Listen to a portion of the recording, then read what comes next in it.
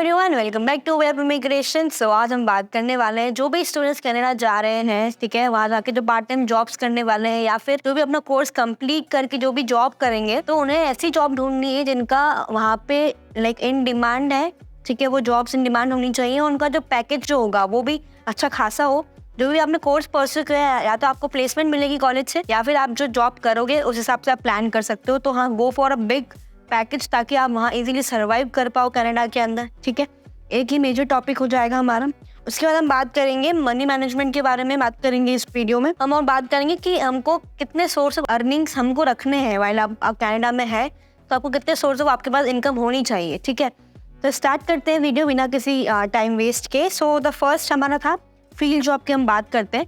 तो just in case आपने किसी भी पर्टिकुलर प्रोग्राम के लिए इनरोल किया है कनाडा में जा करके, ठीक है, और आप पार्ट टाइम जॉब भी कर रहे हो या फिर आपका प्लेसमेंट होने वाला है, लाइक आप फाइनल ईयर्स में हो, तो आप प्लान करें कि आप ऐसा प्लेसमेंट लो ताकि उसका पैकेज अच्छा हो। या फिर आप पार्ट टाइम भी कर रहे हो या फिर आपको प्लेसमेंट नहीं मिला है और आप अपने हिसाब से अगर कनेक्शंस बना के अपनी जॉब ढूंढ रहे हो, तो गो फॉर जहाँ पे अच्छा पैकेज आपको मिल रहा हो। अगर आपको लॉन्ग टर्म रहना है तो you have to get a big amount, तो आपको बिग पैकेज टारगेट करके चलना पड़ेगा, otherwise you won't be able to achieve what you want. Okay, next is आपका मनी मैनेजमेंट।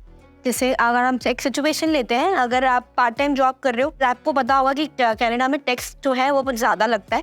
तो अगर आपने बहुत लाइक आपने पूरा हफ्ता जॉब किया है, पूरा महीना जॉब कर रहे हो, उसके अलावा अगर आप बैंक अकाउंट देखते हो अपना, तो like you don't have enough money because आपका टैक्स में जा रहा है आपको अमाउंट। आपको इसका एक सोल्यूशन ये निकलेगा बिकॉज आपको बहुत लोगों से इंटरेक्शन करना पड़ेगा कि जितना आप लोगों से मिलोगे इतना आपका नेचर डाउन टू अर्थ होगा, जितना इंटरेक्शन आपका बढ़ेगा उतना आपको लोग सोल्यूशंस देंगे। Like you can ask for someone कि अगर ये सिचुएशन है, अगर आपको टैक्स कम करना है तो क्या पॉसिबल सोल्यूशंस दे सकते हैं वो आपको, है ना। सो आप लोगों से इंटरेक्शन कीजिए, अगर आपके जो भी आसपास लोग हैं उनसे बातचीत करें, बिकॉज उनको जो वहाँ लोग रहते हैं उनको एक्सपीरियंस होता है कि कहाँ पे इन्वेस्टमेंट करनी चाहिए, कहाँ प्लान कर लाइक अपना अमाउंट कहाँ डाल सकते हो आप, है ना। एक ही सिचुएशन है। थर्ड हमारा रहेगा मल्टीपल सोर्स ऑफ इनकम। जैसे कि अगर आपने प्लान किया है आप कुछ पार्ट टाइम जॉब कर रहे हो, तो go for something else also. Like आप सिर्फ पार्ट टाइम जॉब पर ही डिपेंडेंट मत रहिए, बिकॉज क्या होता है, क्या पता कब किसी का मूड चेंज हो जाए और आपको बोले कि just like back out of the job, आपके पास अब एक और सोर्स ऑफ फंडिंग नहीं है जस्ट इन केस, तो आपको वेट करना पड़ेगा कब तक आप अपनी नई जॉब ढूंढोगे, कब यू विल अप्लाई। सो आप एक दो सोर्स अपने साथ एक्स्ट्रा रखिए ताकि अगर एक जॉब से अगर आप नहीं कर पा रहे हो तो आपके पास एक दूसरा सोर्स ऑफ अर्निंग होगा। सो ये मेन 3 चीज़ें हैं जिसको आपको ध्यान में रखना है अगर आप कनाडा में काम करने वाले हो या फिर प्लान कर रहे हो।